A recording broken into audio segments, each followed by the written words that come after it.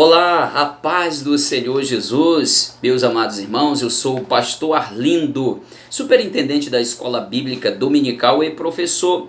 Nós congregamos aqui na Assembleia de Deus em Bom Sucesso, presidida pelo querido pastor Eliseu Alves. Estamos aqui para mais uma pré-aula da Escola Bíblica Dominical. Hoje, especificamente, estaremos estudando a lição de número 2, que tem o título Quem era Jó?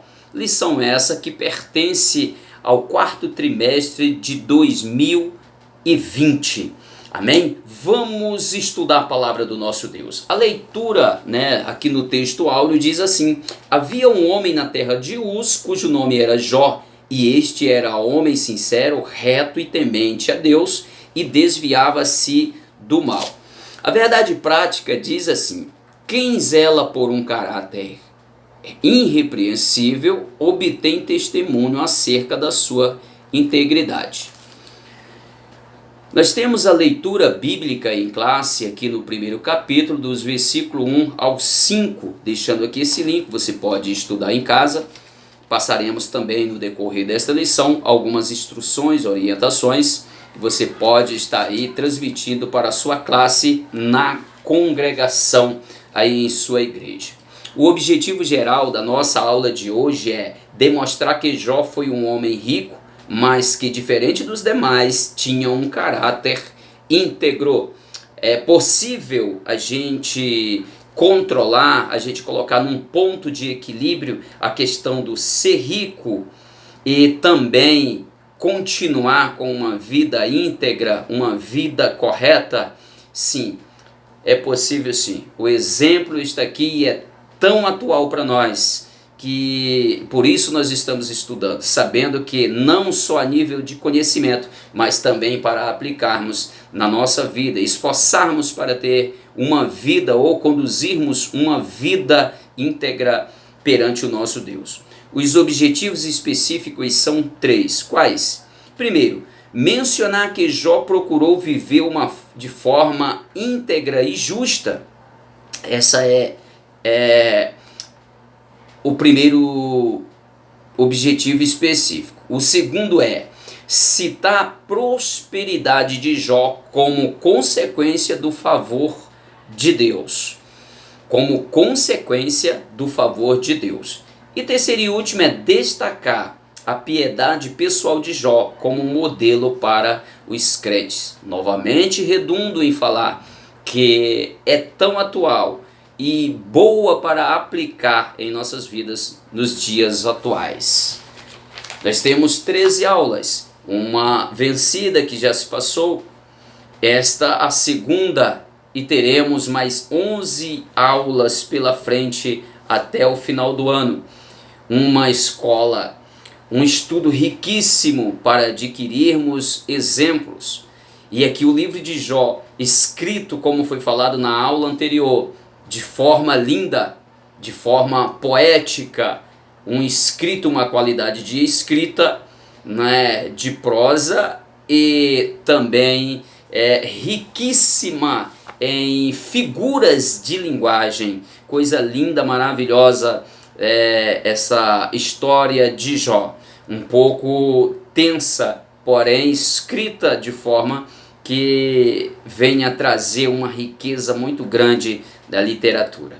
Muito bem, vamos à lição. O nosso ponto central da lição de hoje é: o temor do Senhor é a base de uma vida reta e íntegra. Ora, se nós não colocarmos na nossa mente, não carregarmos em nossa mente e no nosso coração que existe um ser que criou tudo, e esse ser que se encarnou, se fez como nós e morreu uma morte de cruz para que selasse um pacto da salvação por nós. Se nós não carregarmos na nossa vida com um sentimento muito agradecido, a gente erra, a gente não consegue conduzir uma vida piedosa. Enquanto esse mesmo exige, ele pede de nós que devemos conduzir a nossa vida de forma íntegra, piedosa, uma vida grata por tudo que ele fez, uma vida santa, uma vida que venha a agradar de fato ao Senhor. Precisamos ter sempre isso na memória.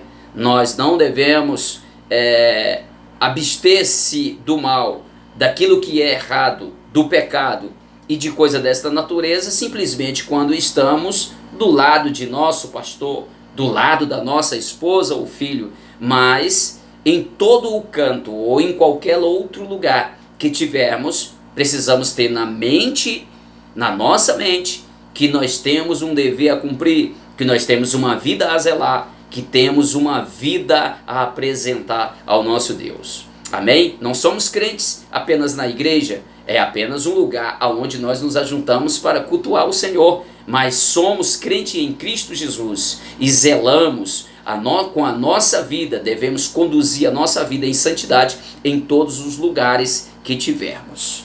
Que o Senhor nos ajude para completarmos a nossa missão nessa terra de forma íntegra. Jó já passou, mas nós ainda estamos na peleja. Portanto, nós precisamos tirar lições do livro de Jó para aplicar em nossas vidas. Vamos lá. O autor sagrado não elabora aqui uma biografia de Jó, mas traça um perfil que diz muito sobre esse gigante da fé.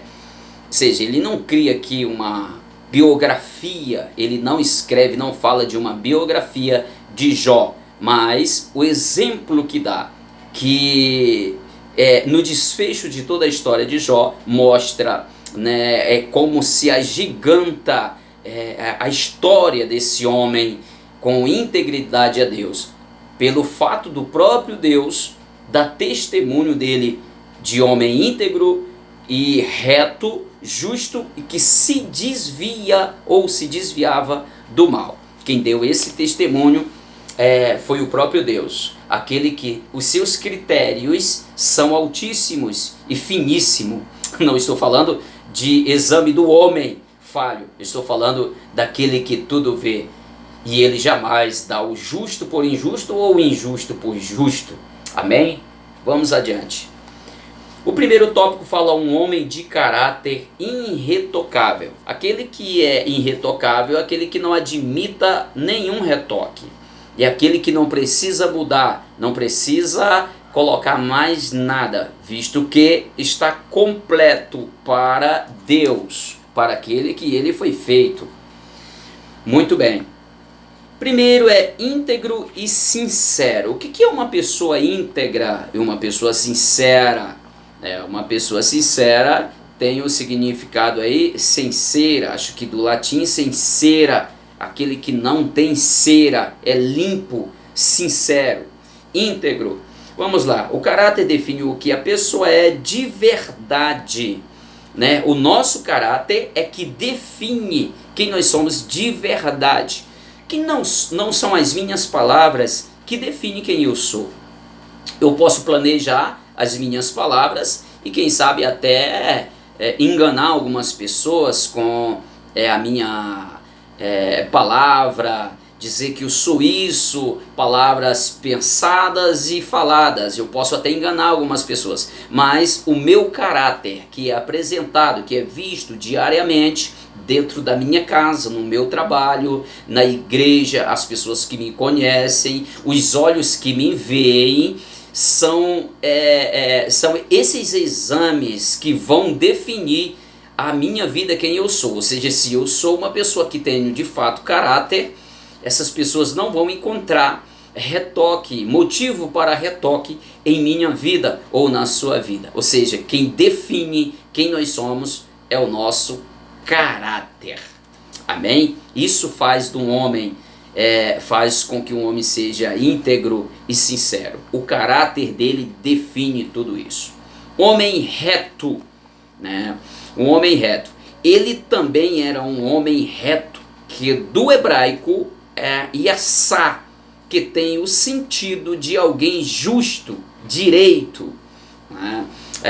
Na tradução hebraica, ou no sentido hebraico da palavra assá, que quer dizer aquele homem direito, que tem o sentido de direito, aquela pessoa que é justa, aquela pessoa que tem uma vida definida, você não encontra ele praticando injustiça, nem coisas erradas, ele não bate palma para o erro, ele não se envolve com assuntos injustos, ele não forma cordão, não engrossa um cordão com outras pessoas em causa injusta, ele não se mete nisso, mas ele pratica a justiça, porque tem prazer, o seu caráter tem prazer em praticar a justiça e se desvia da injustiça. Então isso fala de retidão, fala de pessoas que não têm desvio de conduta, mas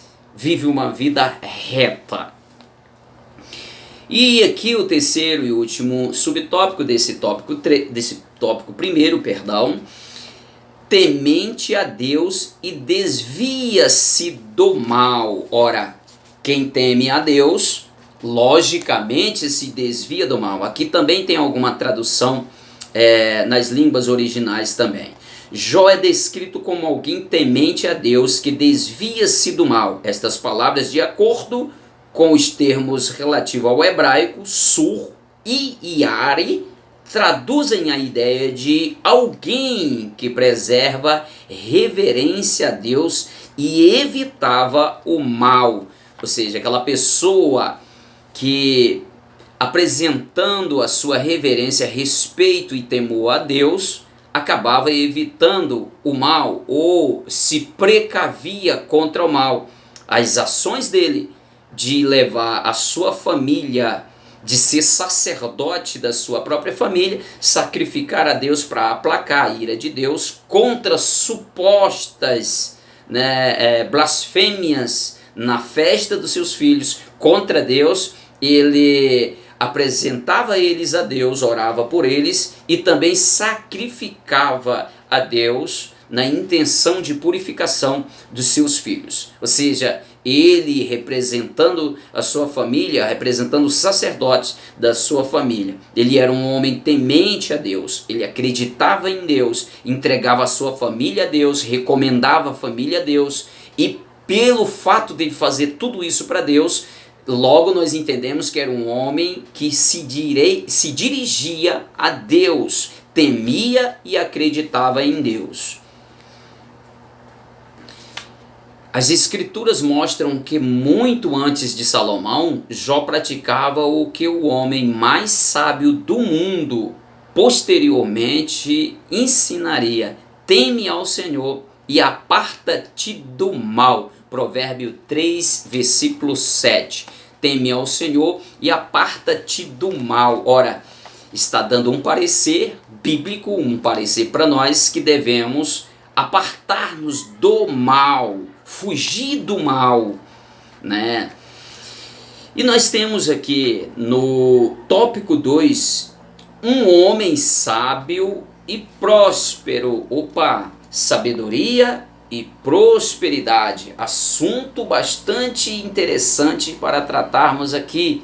Preste bastante atenção, você pegará essas explicações como subsídio para a ministração da escola bíblica domingo em sua congregação, em sua igreja. Um homem conselheiro e sábio. Ora, primeiro eu entendo que para ser conselheiro é necessário ser sábio. Muitas vezes nós não temos de nós mesmos um bom conselho. Na hora, falta as palavras certas que se encaixem dentro exatamente da necessidade de alguém que nos pede um conselho. Nós vamos recorrer a quem? A Deus.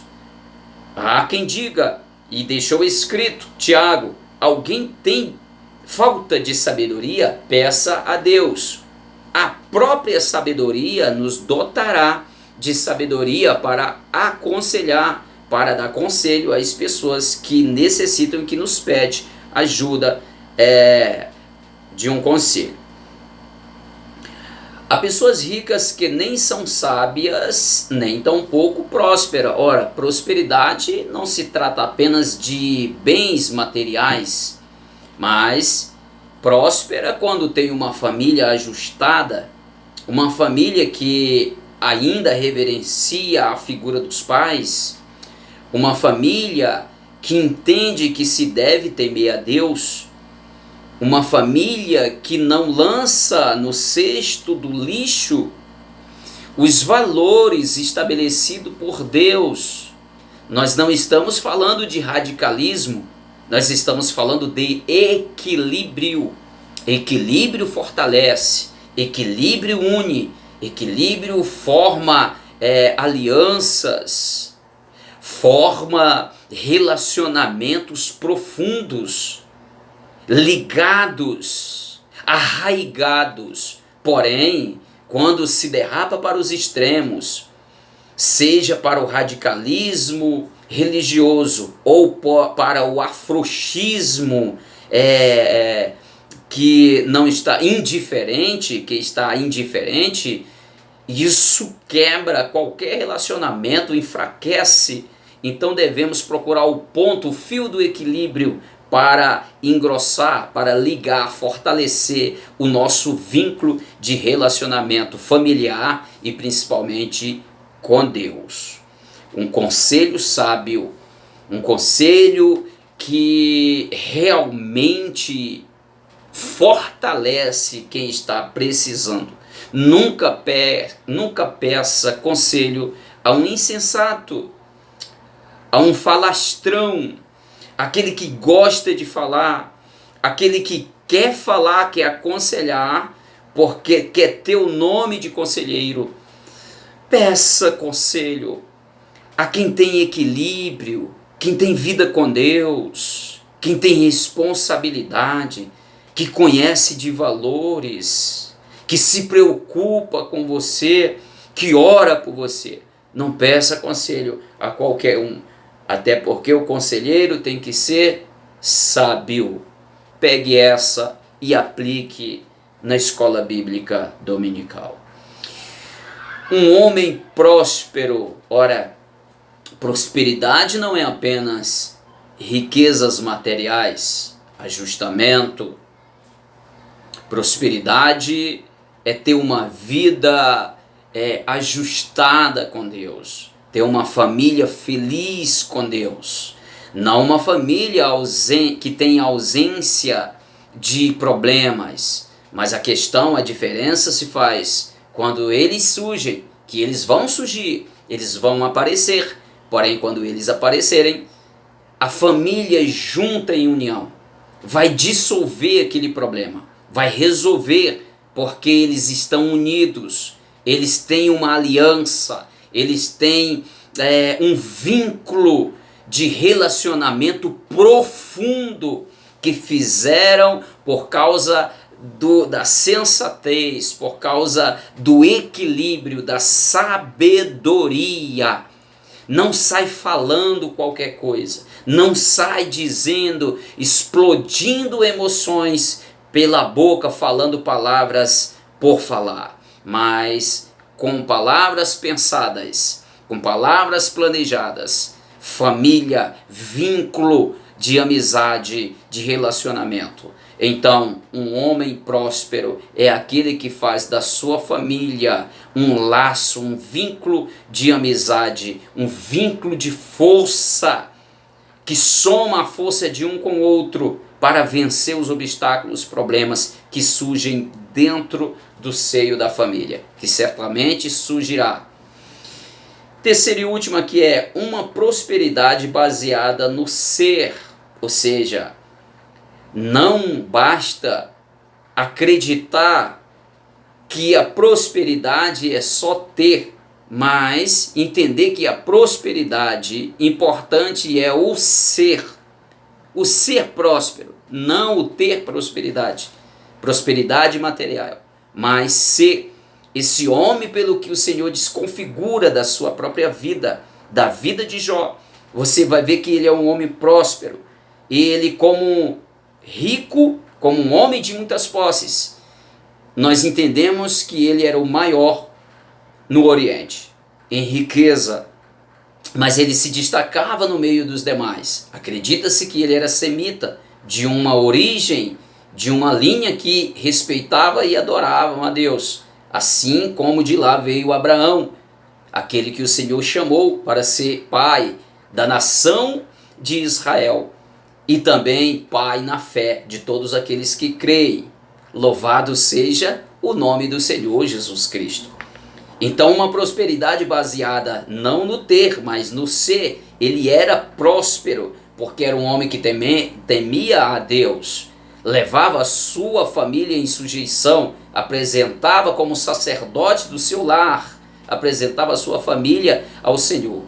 E muito antes de se fundar um sacerdócio no meio da nação de Israel, esse homem, anos e muitos anos antes, ele já praticava o sacerdócio dentro da sua casa, em prol da sua família, da prosperidade, do vínculo de amizade, como nós vemos pela escritura do livro, pelo falar do livro, pelo desenrolar do livro, o que Jó fazia pelos filhos se dá a conhecer que a família era unida, pois os homens não deixavam as mulheres fora das suas festas, todos participavam juntos porque tinham um vínculo de amizade. Quanto tempo você não fala com o seu irmão? Quanto tempo faz que você não tem aquele vínculo de amizade com seu irmão? Você tem bom relacionamento com seu irmão? Ou você discutiu com alguém e virou as costas e perdeu aquele liga que deveria ter e perdeu isso? Pois o próspero, aquele que é próspero, ele precisa ter esse vínculo de amizade com o seu irmão, até porque veio de um mesmo interior, foi formado no ventre de uma mesma mãe. Então, esforce para que você tenha esse laço, esse vínculo de amizade, esse vínculo de relacionamento com o seu irmão. A família precisa estar unida, a família precisa estar junta, porque quando surgem os problemas, você pode contar com um que é sangue do teu sangue. Avançando aqui para o último tópico 3 da nossa lição de hoje, a lição que tem o título Quem era Jó? Vamos lá. Um homem de caráter, um homem de profunda piedade pessoal. Um homem de profunda piedade pessoal. Ora, um homem dedicado à família. Um homem que se dedicava à família. É muito triste quando nós ouvimos falar de um pai que abandonou a sua família, ou seja, trocou a família, ou relaxa, conduz a sua família relaxadamente, assim como se a família não tivesse valor nenhum, como se a família não fosse importante. Isso causa tristeza na gente, porque é responsabilidade. Eu sou pai apenas de um filho, mas como eu me preocupo em cuidar do meu filho desde o seu tempo de pequenininho, hoje já tem 19 anos, mas ainda continua sendo meu filho, os mesmos cuidados, as mesmas palavras de orientação, assim como eu recebi dos meus pais, para guardar e preservar os valores. Eu não mudei o meu caráter quando eu aceitei a Jesus, quando eu entreguei a minha vida para Jesus, visto que a minha família, os meus ancestrais, palavras que eu ouvi do meu avô, palavras que eu ouvi do meu pai e da minha mãe, de pessoas simples da roça, mas foi sempre palavras de valor, palavras de princípios estabelecidos por Deus, guardada e passada de geração em geração. Eu aprendi a não defraudar, eu aprendi a andar de forma reta, de trabalhar para custear as minhas necessidades materiais.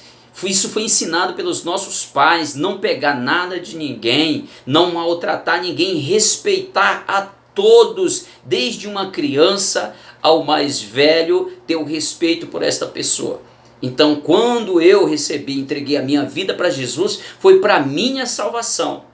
pois o meu caráter foi formado no seio de uma família, chamada família do meu avô, da minha mãe, né? Meu avô materno, pai da minha mãe, que nos deixou lições tremendas de caráter para a nossa vida. Um homem dedicado à família não se pode relaxar com a família. Segundo, um homem de moral e piedade. Jó foi um homem que possuía uma forte moralidade e uma sólida espiritualidade, além de seu caráter irretocável. O texto deixa claro que ele tinha uma vida piedosa. Ele era um homem íntegro, um homem que tinha caráter irretocável, tinha uma vida sólida espiritualmente.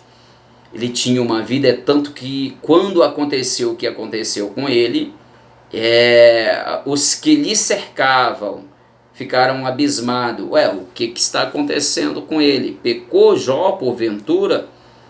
Porque conhecia a vida desse homem, sabia que ele tinha uma vida com Deus, que a sua família era um exemplo para as demais. Era um homem que não deixava a desejar, ou seja, resumindo, Deus deu testemunho dele. Terceiro e último, um homem de vida consagrada. Precisamos ter uma vida consagrada. Como podemos exigir da nossa família, dos nossos filhos, se nós mesmos não temos preocupação de consagrar a nossa vida?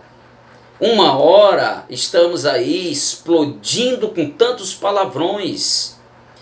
Uma hora nós estamos fazendo apologia às coisas erradas. E outra hora nós estamos de joelho dobrado, falando com Deus, apresentando alguma coisa a Deus. Como os nossos filhos vão olhar para a gente?